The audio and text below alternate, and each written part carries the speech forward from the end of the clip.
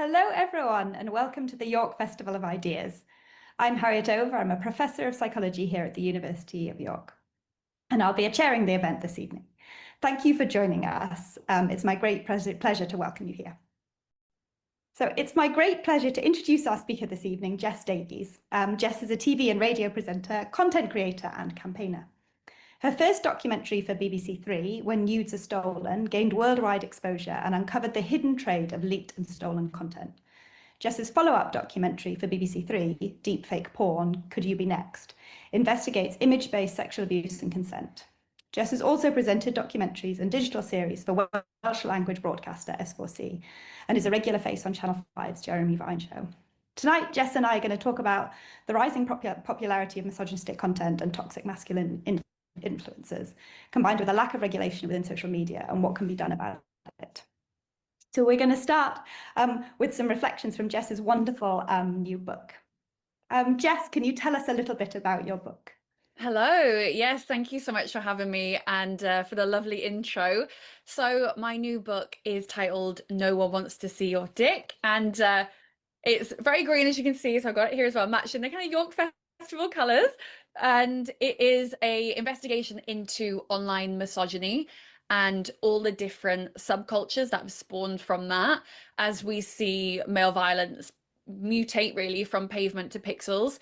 So each chapter looks at a different area of online misogyny. So there's deepfake abuse, for example, image-based abuse, things like OnlyFans and OnlyFans management companies that, well, companies, lads, boys who are setting up fake companies and taking advantage of women, through to things like cyberflashing and catfishing. So it covers a whole host of things, and unfortunately many forms of abuse online that I've experienced. And it has interviews with amazing victim survivors and campaigners and experts in this. And then the end of each chapter provides tips. So what we can do to either maybe keep ourselves safe online, to utilize different functions on social media sites. If you're a parent, how to talk to your children about this. And then if, for example, you might have had your images shared without your consent, or you think you may be a victim of deepfake abuse, where you can turn for help as well.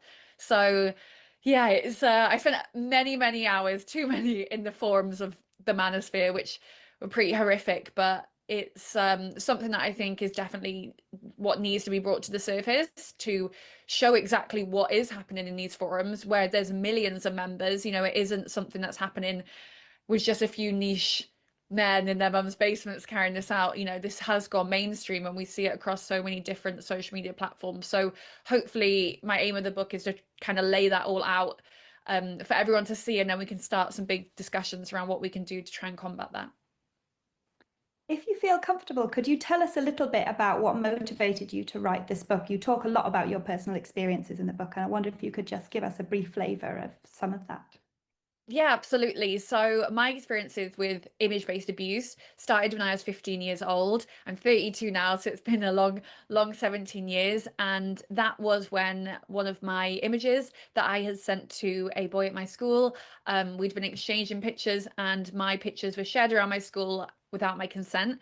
They then ended up being shared around my hometown in West Wales. They ended up on the phones of grown adult men when I was underage, and everyone kind of knew that. And I remember feeling this deep sense of everyone kind of blamed me. It was like, oh, this is your fault. Like, you should have known better. Even when it came to like the grown adults, it was like, but you should have known better. And for me, I just felt like, why was there never a conversation around like, why have we got this kind of attitude that that's an okay thing to do? Fast forward all these years, that attitude is still very active. I think if not, it is probably worse now because of how social media has developed, that kind of victim blaming nature around image abuse and online misogyny. And unfortunately, it's, you know, been prevalent in my life for many different occasions. I speak about in the book that when I was 19 years old and someone I was dating took a photo of me naked when I was asleep and sent that in a lads group chat. Through to, I used to do modeling, and I'd uploaded images on a subscription site, which probably be the equivalent of like an OnlyFans these days. Mm. Again, like I was 18 at the time and didn't really understand the internet, and they have just been shared across the breadth of the internet to so many different spaces and repurposed on, you know, escorting sites and used to catfish men, which I kind of investigated in the BBC Three documentary. So there's so many different forms of online abuse, and I think in every single one, it's kind of downplayed, and like it's not a big deal. And especially when it comes to the abuse that women face online, it's like that's just the internet. And then I guess it was just the more it happened a few years ago, I was just like, but why? Like, are we just accepting that this is just what happens on the internet? Like, it shouldn't just be part and parcel of being a woman online that we experience extreme misogyny. So that was the motivation really behind wanting to write this book and to explore these topics more. Yeah, absolutely. I think that's going to resonate with so many of us in the audience, both the negative experiences and also those experiences of victim blaming. One thing that really struck me when I was reading your book was how much courage it must have taken to write about it, both in terms of confronting those difficult spaces, but also the personal experiences. What did you do to look after yourself while you were writing the book? Yeah, I mean, it is difficult, especially when you're in the forums where, like I said, you're seeing millions of men in these forums exchanging women's images without their consent, or soliciting extreme, explicit deepfakes of them without their consent. And this is people's family members, people's partners, people's ex-boyfriends, people's brothers, and it did feel sometimes kind of helpless and hopeless. Like you think like, oh my gosh, obviously we all know hashtag not all men. Like we know that it isn't all men that are carrying out this abuse, but it isn't just a small amount of them either. And that was kind of what really struck me being in the forums and investigating that. So sometimes I did just have to like go outside, and I'm lucky to live by the seaside here in Wales, so go outside for a walk, get some fresh air and touch some grass and be like, okay, like there is still hope out there. And that's the final chapter of the book is called There Is Hope, dot dot dot, I think, because I think there is a lot of hope. And I think that we're seeing with such pushback to this kind of like misogyny online, but then also to women speaking out and raising our voices and saying this isn't okay.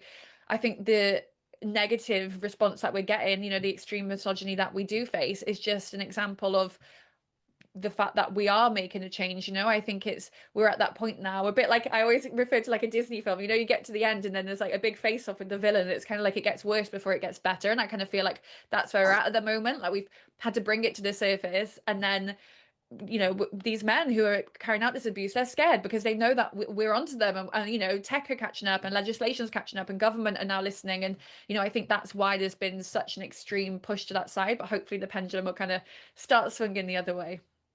Yeah, I think that's absolutely right. There does seem to have been a real wake-up call, and we're getting more and more conversations in government. I'm talking to the Permanent Secretary for Education on Friday, and I'm going to talk to her about your book. Oh, thank And you. that's nice to see that really, like, educators and policymakers, they do care. And I think, teachers have been seeing this problem for a really long time, and other people who have been working with young people have seen this problem for a really long time. But now we're seeing that government are also waking up to this problem. So hopefully this is our moment to bring about social change. Hopefully, yeah. I mean, it is kind of frustrating, right? Because, like I said, this kind of space of online misogyny, whether that is being sent non-consensual images without my consent, obviously that's where the title of the book comes from, or it's sexual harassment online, images being shared online without consent, traded in forums. Like that's been a part of my life since I was 18 years old. That was 14 years ago now. Like, why has it taken so long for the government to catch up? It kind of feels like we're trying to put the genie back into the bottle, when it kind of feels impossible at some point. It's like we knew that AI was a thing, we knew that deepfake was a thing 10 years ago. Like, why is it only taken up to now to government to be like, oh, maybe we'll decriminalize that, like sorry, criminalize that, maybe we'll make the distribution of deepfakes a crime. It's like that should have been future proofed before. But we can't change things now, and at least government, they are listening now, and there are some really great advocates in Parliament in the UK. But yeah, it does feel frustrating sometimes when it seems like this should have been something that was tackled many moons ago. Yeah, it does. One of the things I really liked about your book was the practical tips that you have at the end of each chapter. If you were going to give all of us one piece of advice for something we should do to protect ourselves online, what would you say? Oh gosh, thank you. Yeah, there's so many things. I mean, it depends what area you're looking at. I mean, a practical advice, like if you do have teenagers, for example, like Snapchat and Instagram have teen accounts on there. So if your child is under 16, like you can link your account on there so you can monitor the messages that they're getting and who can follow them. I think that's such an easy, practical function. And I think when we're asking tech platforms and demanding tech platforms do more, we also have to give them like kudos when they do something and kind of utilize that. But then, I mean, there's one tip at the end of the chapter about cyber flashing, and I always like to say, obviously, this kind of topic, there's so much horror around it, and it's so awful, and it's just, it can leave us frozen with fear. So sometimes I think we do have to try and find the humor when we can to kind of keep us sane, really. So in the cyber flashing chapter, of course, I say it is a crime in England and Wales now if someone sends you an image of their genitals without consent. Like, you can report that to police, you should report it to the platform. But if you do want to just call them out on it and have a bit of fun, because sometimes, like I said, you do have to, I kind of include a template that people can use at the end of the chapter to respond to someone if they may have sent an unsolicited penis picture, and it's kind of like something along the lines of, hello, this is, for example, Instagram's AI chatbot, and we're in testing mode at the moment. Like, this has been flagged as non-consensual images and been reported to your local police station. If you think that this is an accident, please reply help. And then you kind of see the guys rolling in, they're like, help, help. And I'm like, sorry, I didn't get that, please say it again. Because sometimes, it's just seen them. I think so many of these people that are doing this kind of behaviors online are doing so because they think they're never going to get called out on it. They think that, I would say the anonymous side of it, but so many men who sent me them images don't even do it anonymously. But I think because that behavior has been so normalized, they think they can get away with it. So sometimes just literally confronting them, even if it's with like a fake AI template, it does, I guess, put a bit of a barrier up and make them think, oh, actually, maybe I shouldn't have sent that, and that wasn't okay. And I think that doesn't really happen enough, and that's probably because the platforms, again, don't really do much when you do report them. Yeah. So, like, you allude in the book to how this is part of a much broader social problem. So, a lot of the conversation today, I think, is as around influencers like Andrew Tate. What do you see as the connection between this problem of like cyber flashing and cyber exploitation of images and influencers like Andrew Tate? Yeah, gosh, I know them influencers, as many of them call them. I mean, I think it cannot be underestimated the impact that these people have on men and boys, especially young men and boys who are spending so much time online. Because I think sometimes when we see in the news people talking about men and boys being influenced by the likes of Andrew Tate and streamers like Aiden Ross, and I think we think of like a 15-second TikTok video, right? Like, oh, they're just seeing a quick soundbite. But the way that boys and men engage with online is very much different to the way women and girls engage. So research shows that women and girls will engage with things like Pinterest and Instagram and TikTok, which is short form content, whereas men and boys will engage with long form content. So, and like chat rooms, more like Discord and Reddit and things like that. So when we're thinking about the messaging that is being sent to these men and boys online, it isn't a 15-second TikTok video, it's a 2-hour Twitch stream, with 4 different Twitch streamers that are all perpetrating and spouting the same misogynistic abuse. So they're kind of all validating each other.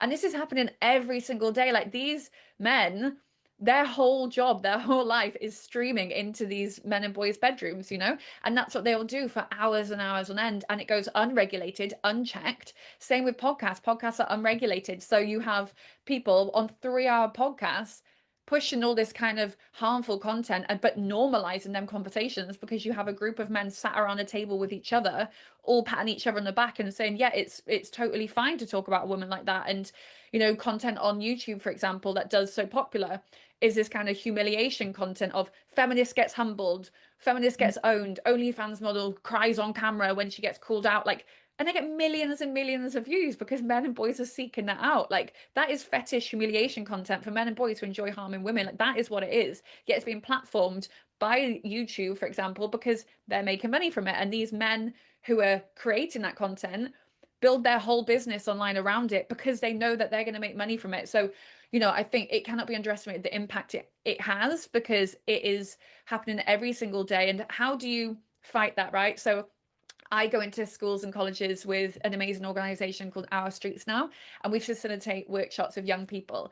But it all comes down to funding. Like, we don't have government funding. Schools don't have the money, really. So we might get paid by a school to go in and do a 1-hour workshop with young people who may never have even had a conversation about consent before, or sexual harassment, or why you shouldn't share someone's images without consent.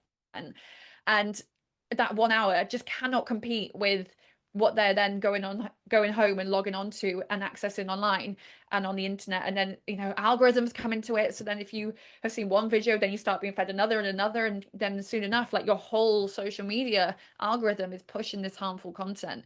So yeah, it feels really worrying, because it does feel like, how do we start to combat that? But I think it is a collective responsibility. It comes down to government putting legislation in. It comes down to government funding organizations, you know, education in school, and but also a societal thing as well, from all of us to kind of call it out when we see it. But I know that we did have some questions from the audience, and I do remember one of them, which was to do with victim blaming, and why do you think victim blaming is so common in this area? Yeah, I mean, I think it is because it's so easy to do, right? We see it with in-person sexual violence. We see it with things like, why did you walk home that way? Why did you drink so much? Why did you wear that outfit? Why did you go home with him? You know, because it's so much easier for us to blame the victim, because it makes us feel like, one, oh, that would never happen to us. But then two, it means that we don't have to do anything to change things. We don't have to take any responsibility, or we don't have to call behaviors out when we see it. Or if we're the ones perpetrating the abuse, we don't have to question our behavior and look inwards. It's so easy as a society to just think it's a one-off thing that happened because of the way someone may have acted. But actually, like, all we are doing is validating perpetrators' behavior, right? And if we're looking at the scope of online misogyny, what I talk about in the book, so image abuse, for example, so many times, every time I talk about this, I get people saying to me, well, why did you take that picture? Well, it's not a crime Mm. to take a picture of yourself. Why did you send it? It's not a crime to send someone. You exchange sexy images with people, especially in the modern world where so much of the people we meet are online and dating and all of that. But it is a crime to share someone's image without consent. It is a crime to take a picture of someone without their consent. So why are we not having that conversation? You know, and then if we look at online, like content creators, for example, OnlyFans, there's so much judgment and stigma around that. And you can totally agree or disagree with that, you know, that's totally fine. But I think what that kind of narrative around, oh well, they uploaded it on one site, so like now anyone can do whatever they want with their content, you know, they can trade them in online forums, they can spread them across the internet. That's against the terms and conditions of the website that you joined up to. But more than that, it can actually be a crime, because you're distributing someone's image without consent, and you could be investigated under copyright laws and stuff. So again, I think it's because it's women's bodies, because we know and we sign up to and we agree to these rules around copyright and consent when we subscribe, for example, to like Netflix. Like, we know that if we start sharing, you know, content from Netflix online, they're going to come after us. We're going to get sued, you know. But then if it's a woman's naked body, we're like, oh well, we can do whatever we want with it. Like, there's no premise around, oh, that's not ours to share, and they didn't want them to see it like that. So yeah, sorry, long-winded answer, but I think, you know, it's so much easier to just blame the victim, because it means that we don't actually have to act on anything. But as soon as we start looking at the perpetrators, then we do have to act, right? Which is the kind of conversations we're having, like, why does this happen, or what can we do to prevent it? You know, we start looking at preventative measures rather than just blaming the victim when it first happens. I think so much of a broader language around this issue justifies that same sort of response, doesn't it? So in any other domain, we would call that theft, but it's so rarely called theft in this context. And the idea that you would call these types of images revenge porn is totally inappropriate. It doesn't have anything to do with porn, does it? It's just exploitation. Yeah, and it So doesn't have anything to do with revenge as well, right? Like, that term itself is problematic, because it again kind of alludes to the victim blaming, like, you've done something and now someone's carrying out revenge on you. It's like, no, that's intimate image abuse. And again, like, you know, what you say about the theft thing, it's like, if someone, you know, you took a handbag out or you were a watch out and someone stole that from you, we'd all probably agree that that's a crime. You know, we wouldn't say, well, why did you bother wearing that? Why did you go out wearing that handbag? You know, what did you expect? But then as soon as it comes down to women and our bodies, and I say women, obviously anyone can be victim of sexual violence, any gender, but predominantly it's women and marginalized genders who do fall victim to this, and the perpetrators are usually men who are carrying this out. We know that from research. But, you know, all of a sudden we start to be like, well, why did you do that? That's the wrong conversation. And we've been having this conversation for so long. Like I said, this is my experience since I was 15 years old, 17 years on. Nothing's really changed, other than, I would say, the victim blaming has actually got worse, because the internet now exists, so we can, you know, ramp it up tenfold, because anyone can access you online. yeah. Okay. Completely agree. So this attendee says, do you think there's a chance that we, especially men and boys, could magically grow up and resume getting on face to face in which people behave, and in a way in which people behave more respectfully? Yes, I do think I do think that there is a chance for that, and there is hope. And I think we're at this kind of crunch point now, and I think this whole online space where we have all these alpha males like having so much push and so much influence online is going to die out, because I think people are realizing that, to start with, it's a little bit pathetic, but actually what they're selling isn't working, right? I always say, like, we've never had more alpha males have this much power. They've got the number one Spotify podcast in the world. They get millions of hits on YouTube. They're streaming, get millions of streams every day. They are standing with the president of the United States when he, won the election. That, Dana White shouted them all out. But yet we've never, all we hear about is the male loneliness epidemic. All we hear about is how young men are struggling. All we hear about is that men are struggling with their mental health, which absolutely they are. But it just goes to show that what they're selling isn't working, because if it was, why are young men and boys still struggling? Young men and boys are following these men.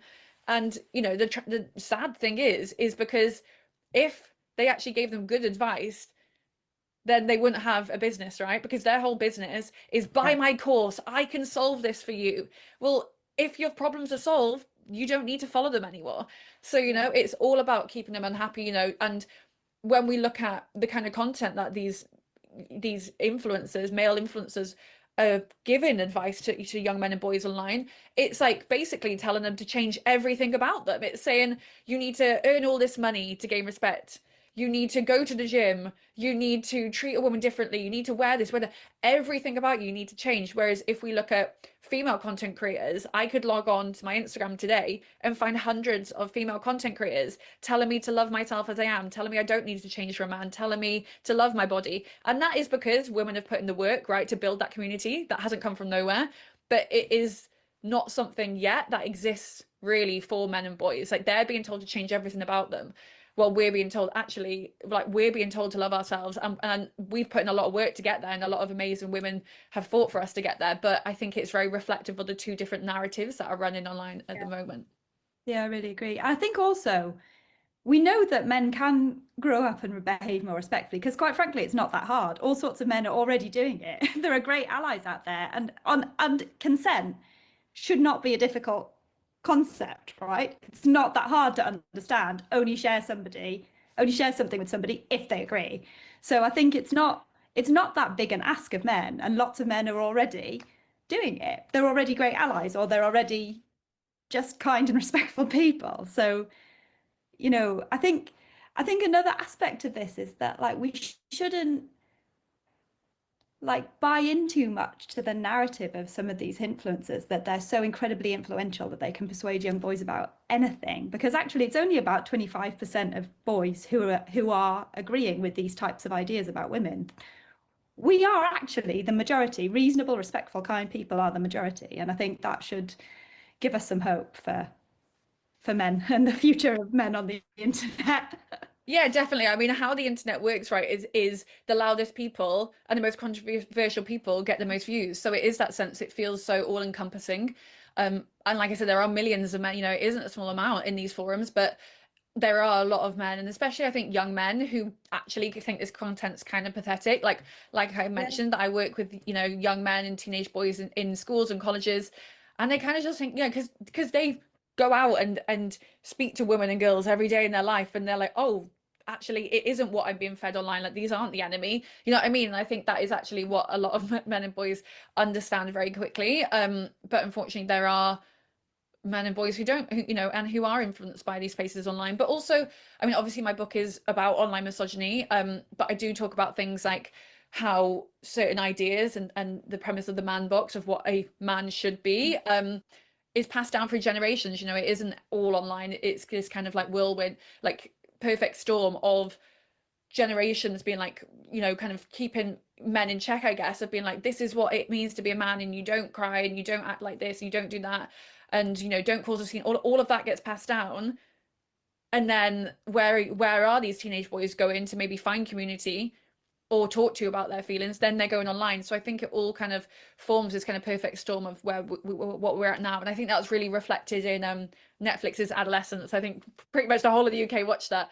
But you know, they did a really good job of demonstrating the two things, that yes, it's teenage boys being radicalized in online spaces and all of that, but also actually like it starts at home. And again, it goes back to that, if we're going into schools and giving an hour-long workshop about consent to young people or sexual harassment, and then they go home and their dad is perpetrating misogynist abuse, or they see domestic violence in the home, then that's not really going to change much, is it, if we're only going in for an hour? Which is why we need funding to be able to talk, you know, get access to young people often. But also, I guess on that note, we put so much pressure on young people, right, to save the world. And I think there is a big part of this conversation where, unfortunately, like most of the abuse that I've experienced or still experience is from adult grown men. It isn't from teenage boys, you know? So how do we access that? Do we just think, oh well, we'll just wait until they die and then hope the next generation aren't as misogynist? Like, of course not. So, you know, we also need to be having that conversation, because we can't just be like, oh well, that's just what happens if you're over 30, over 40, and we're just going to hope the teenage boys are going to save us. Like,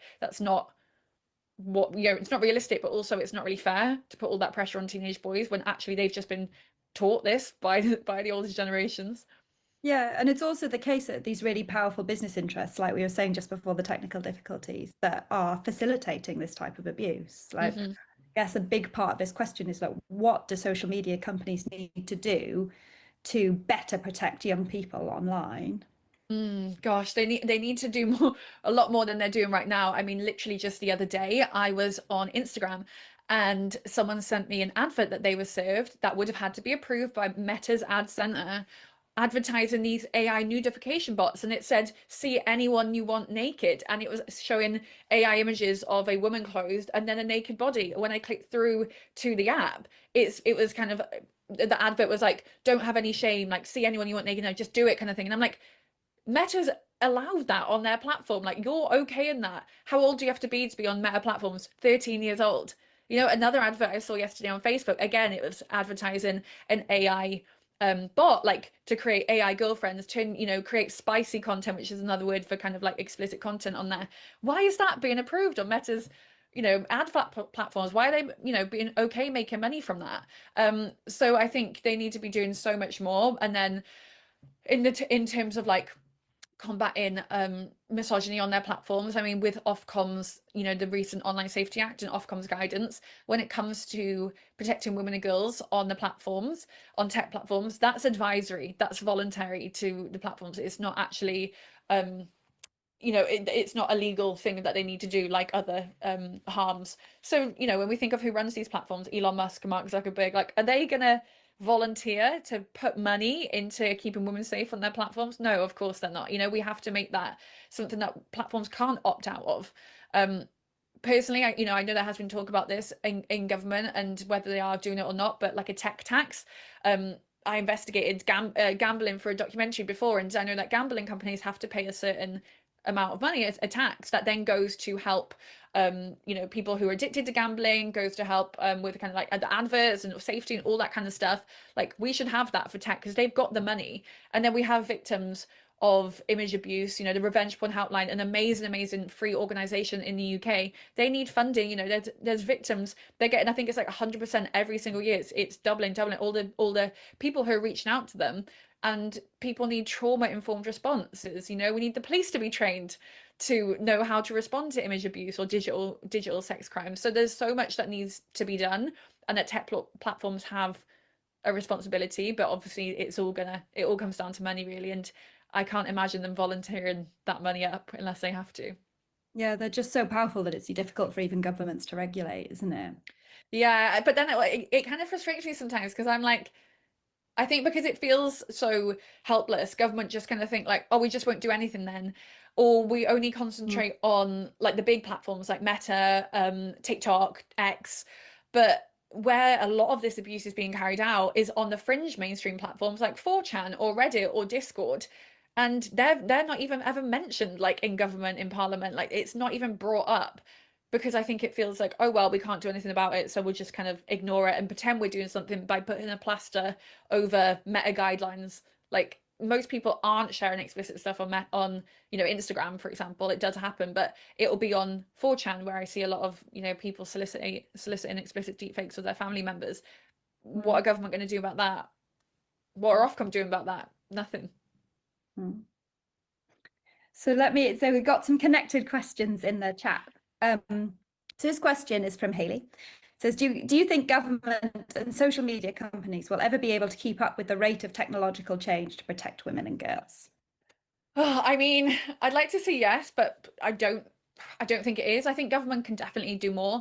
I know that there are some campaigners led by Glamour magazine and Professor Claire McGlynn and End Violence Against Women Coalition who are calling on government to implement a comprehensive law on image abuse. Because at the moment, everything's so piecemeal. There's like a part of the law to do with deepfakes, a part of the law to do about revenge porn, then there's a part to do about like catfishing or sextortion. Like it's so piecemeal. And then there's loopholes because some are consent-based and some are intent-based. And campaigners are calling for a comprehensive image abuse law, so it's easier for victims to know, like, this is a crime, like this isn't okay that this is happening to you. It's easier for perpetrators to be taught to know flat out, like, no, this is a crime and you will be prosecuted for it. And then also for police to know how to react to this, right, and how to actually go after, deal with a case of image abuse or digital crimes.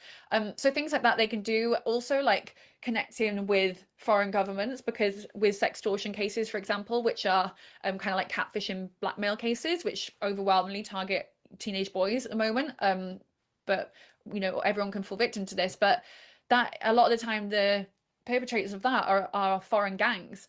So acting with foreign governments and knowing what to do, being able to act on that and not just be like, oh well, it's not our problem, because the internet is worldwide, right? So at some point we're going to have to all work together to try and combat it and stop these kind of behaviors from happening. But it does feel sometimes like the impossible task. But if we give up and do nothing, then it's just I don't know if we could save humanity that way. Yeah, that's right. The current situation is not working, so we have to at least try. Yeah. Like until recently, maybe there hasn't been enough will to try, but maybe now there will be.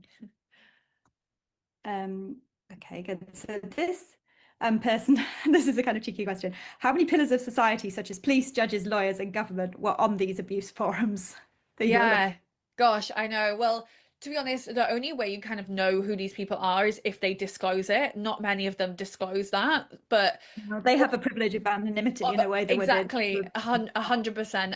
But I think what we saw with the Giselle Pellico case, right, in France, it really encapsulated how there is so many different types of men in these forums. They're not, again, like they're these creepy incels in their mum's basements. They are members of our community. They're people that we know. They're all different ages. But I will say what is very popular in these forums, which is clear from the way that men solicit images of their family members. There is a lot of men in these forums who are asking for explicit deepfakes of their family members.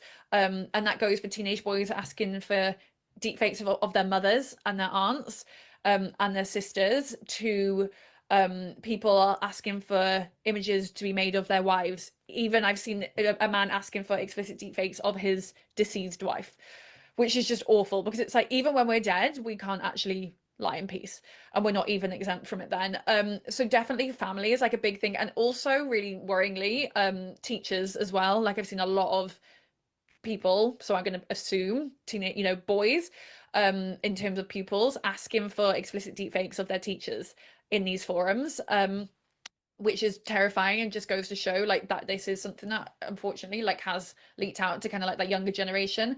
And then also there's collectors culture, which is something that I talk about in my book, but basically there are forums where there are separate threads and they are kind of filed away under geographical locations. So it will be like, for example, Glasgow and Edinburgh, and then it'd be like Cardiff and London and all of this. And in each thread, men are trading women from that town's intimate images.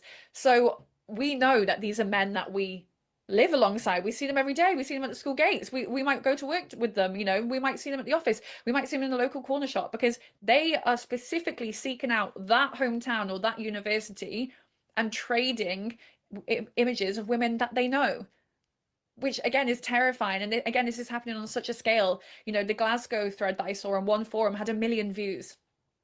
That, who's accessing that? Probably men from Scotland. So again, it's like there is this sense that I think it's so brushed under, like it's just happening online, so it's not this real threat. But the men who are perpetrating it online are men who know us in real life. So at what point does what they're carrying out, their sick fantasies online, end up not being enough for them? And I think we don't really have that conversation enough, because linking back to the Giselle Pellico case, we saw that when men were given the opportunity to leave the forums and actually carry that out in real life, they did it. Same with Gavin Plum case, who was the ex-security guard who has been jailed for plotting to murder the presenter Holly Willoughby. He was carrying that out on forums and chat rooms for 2 years. No one reported him until he was found by an undercover police officer. But plenty of men in them forums would have seen him and spoken to him saying that. So I think that's the worrying thing. Like, we don't really know what some men will do if they're given the opportunity to actually carry out their online fantasies and sick abuse in person. So here's a question that directly relates to that. So this person is asking, in what ways can we talk to men and boys about these problems in order to call out their behavior and help them develop more constructive attitudes? Yeah, I mean, it's a very big question, isn't it? Because I think sometimes as women, it can feel, and I'm speaking about myself, but also other women that I have spoken to, like it can kind of feel really exhausting, because we're told we to hold so much empathy and space for men and boys, and yet all the bad things that have happened to me have been at the hands of men. Yet sometimes I'm not even allowed to say that, because men get offended, and I have to follow it up with, oh, not all men though, because I'm not even allowed to name it. Until we can name what it is, how are we ever going to combat it? But so I think we're allowed to be furious, we're allowed to be frustrated, but I do think that sometimes pointing the finger, unfortunately, just isn't working, and it turns a lot of men and boys away. So actually, like, holding empathy, and it does annoy me sometimes. I think, why should I have to pacify or hold a man's hand about, please, view me as a human being, like, please treat me equally, that I digress. There are amazing organizations that are doing this, that are working with teenage boys, well, not teenage, just teenage boys, all ages of men, like Beyond Equality and White Ribbon, who are really doing outreach. But in terms of calling out, this is something that I learned from Ben Hurst at Beyond Equality. He says it in a much more a better way than I will, but he says instead of calling men out, sometimes it's all about calling them in. So instead of just like shouting at them and telling them like how bad it is, it's like calling them in for a conversation and being like, okay, like, well, explain that to me then, or let's have a chat about it. Why do you feel like that? And a lot of the times they probably don't even agree. For example, if it's teenage boys spouting stuff that Andrew Tate says online and they're repeating it, they probably don't even agree. They probably just haven't thought about it and they think it's funny. But also if it's someone, for example, we might see in our friendship group sharing a woman's intimate images without her consent and passing it around, like calling them in and calling them aside and being like, hey, that actually really isn't okay. Sometimes I think calling them out in front of everyone is definitely needed at times, but we know from research that humiliation amongst men can really be what pushes them further into like anger and fear of rejection. So like calling in among friends and calling in among people we know can be really powerful, I think. And that isn't going to be something that women and marginalized genders can solve on their own. Like if it was, then we would have done it by now. So it does take men and boys to want to come along and do that, And I had an event the other day with Dr. Jackson Katz, who's an amazing person who's been working in this space since the 1980s. And he says it's a leadership issue. And the way he says it is that men, like, it takes nothing to go along with the boys, right? It takes nothing to be one of the lads and follow the crowd. Like, it doesn't take courage, it doesn't take strength, it doesn't take confidence. But what does take confidence and strength and courage, which would probably be what all the alphas of the world say is your true kind of like pillars of masculinity, is to be the one to stand up and call something out and say, I don't think that's okay. That's what a leader is. So show us how you can lead. So he says that it's kind of like reframing it as a leadership issue, which then gives something for men and boys to aspire to be, rather than just kind of telling them that they're wrong. Yeah. So here's another question that's focused kind of on intervention, but like perhaps of a more practical kind, which is like, do you think there should be an age limit on having a mobile or having social media? Oh gosh, yeah. I mean, I think like in a dream world, yes, absolutely. But I think again, we're kind of so far along now that a lot of kids do already have it. I think 13 does feel way too young for young people to be on social media. But also I know that in Australia, I think they have put in now, haven't they, that you have to be 16 to have social media. There's definitely, yeah. But then on one hand, I kind of feel like, why should teenagers suffer because adults don't know how to behave online. Like, or because adults who run these tech platforms can't be bothered to fix the issues or can't be bothered to keep them safe. Like, so just keeping them off social media until they turn 16, and then they're going to have to deal with all that anyway. Like, it isn't the solution. But it definitely could potentially prevent them from being harmed at a younger age, because unfortunately, teenagers are vulnerable to, if they're being sent images or messages from someone that they don't know, and all of that. So it's tricky. I think, yeah, in an ideal world, I'd be like, yeah, absolutely. I think, teenagers shouldn't have social media or mobile phones that have access to the internet until they're 16. But I think it's not really realistic. I think kind of tech platforms should stand up and do more to act on that. Yeah. So here's a question about the perpetrators of abuse, which is, well, how much do we know about who these men are, how old they are, any other characteristics about who's most likely to predate women on these forums? I mean, like I said, it's so vast and far and wide. Like millions and millions of men on these forums who are doing it, that it is honestly does cover anything from 12, 13-year-old boys up to like old men in their 60s and 70s, The answer isn't, well, women should come off the internet then. No. And that is what some police That's forces. anything to do with free speech. It's not free speech No. to try and encourage someone else to commit a crime. That's not any reasonable definition of free speech. And that's what's happening in these platforms, isn't it? People are organizing crimes. Yeah, absolutely. And unfortunately, from the victim survivors that I've spoken with who have been victim to, whether that's image abuse or deepfake abuse, the police response, and this isn't, of course, every police force, but a lot of them have had the response of, come off the internet then. Don't share your face online. Don't come off social media. How is that the answer that we're giving victims of intimate image abuse? It's wild. It really frustrates me, and I think, we're only at the start of having these conversations. And they're going to continue on, and I think that's why we keep getting so much pushback, because like we've said, these abusers have been able to carry out this abuse online for so many years without it ever being brought to the surface, and now it is. Hopefully we're going to slowly see the well, I wish it wasn't slow, but I think the reality is it's going to be slowly seeing, the tides of change where legislation will start to catch up and tech platforms will be forced to act. And as a society, we'll call it out more when we see it. I always say, for example, like if you're on X and you see a real misogynist tweet or someone sharing like someone's image without their consent or a deep fake, are you reporting it? Or are you scrolling them by?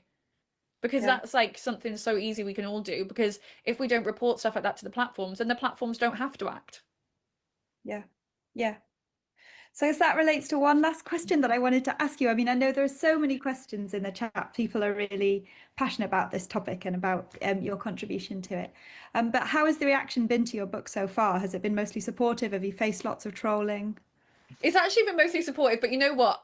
I just don't go looking for it either anymore. I know it's a topic that gets a lot of people, a lot of feelings, a lot of anger, but actually it has been really supportive. I think I've had so many lovely messages of women who have felt really validated from the book, which really fills me with joy, because this is a kind of love letter to them. And I think that's what I wanted to write the book for, to be like, what happened to you isn't okay. Like, we don't have to accept this. But also I have had so many emails and messages from men as well who have read the book and who have really been surprised and want to do something about it and become allies and act, and whether that's in their community or things like joining White Ribbon as an ambassador and taking that into their workplaces. I kind of give all tips about that in the book as well, of what you can do at the end if you want to kind of do any of that and take up small acts of activism, or take that into like your workplaces and write to your MP and all that kind of stuff. But yeah, it's been really positive, and I think it's probably because it's something that relates to a lot of people. Like, everyone probably knows a woman who's faced abuse, whether that's in person or online. And I think there's probably a lot of women who feel enraged and exhausted and frustrated about it. And I think there's a lot of men as well out there who do feel like that, and perhaps just don't know what to do to try and help and to step up. And I think hopefully just taking that step to learn about it to start with is a really good way of joining the fight. Yeah. So let's end on a positive note. You just briefly touched in your last answer there on like ways that we could all get involved in like micro activism. What would you suggest that we all do? Yeah, absolutely. In terms of microactivism, again, it's like there's so many great organizations that are out there who are doing outreach to young people. So maybe, for example, like if you're in university, like is there a FemSoc there? If there's not, why not set one up? And that doesn't have to just be on women and marginalized genders to do that. But also things like write to your MP. Again, this is something that they're involved in. You know, there are a lot of MPs now who are stepping up and listening, but letting them know that this is something you care about.